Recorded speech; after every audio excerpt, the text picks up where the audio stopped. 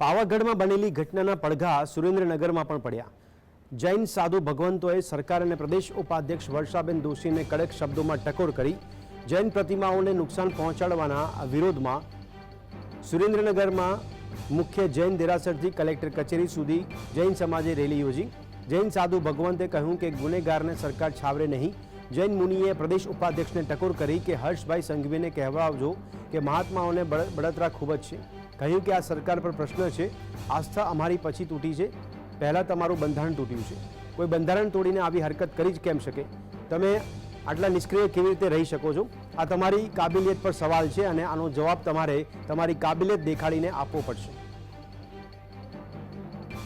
હર્ષભાઈને પણ ખાસ કહેજો કે મહાત્માઓની બળતરા ખૂબ છે। નો રિપીટ। પાલિતાણા થયું, સહન કર્યું, ગિરનાર થયું, સહન કર્યું, હવે નાના નાના અંગો પર નહીં ચાલે। એટલે ખાસ વિશેષ વિચારણા કરજો। બીજી વાર આવું ન થવું જોઈએ। ગુનેગારને સરકાર છાવરે નહીં।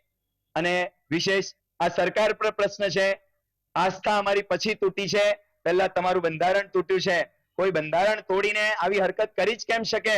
તમે આટલા નિષ્ક્રિય કઈ રીતે રહી શકો? એ તમારી કાબિલિયત ઉપર સવાલ છે અને આ સવાલનો જવાબ તમારે તમારી કાબિલિયત બતાવીને આપવાનો છે। અમારે અમારી આસ્થા સુરક્ષિત કરવાની છે અને તમારે તમારું બંધારણ સુરક્ષિત કરવાનું છે। માગણી એટલી જ છે કે આવું કૃત્ય કરનારને ખાલી સાંભળીને જતો ન કરે, એને સજા થવી જોઈએ। આવી ફરી વખત કોઈ હિંમત ન કરે, કોઈ પણ ધર્મની આસ્થાને ઠેસ પહોંચાડવાનું કામ ન થવું જોઈએ, એમ અમે બરાબર માનીએ છીએ।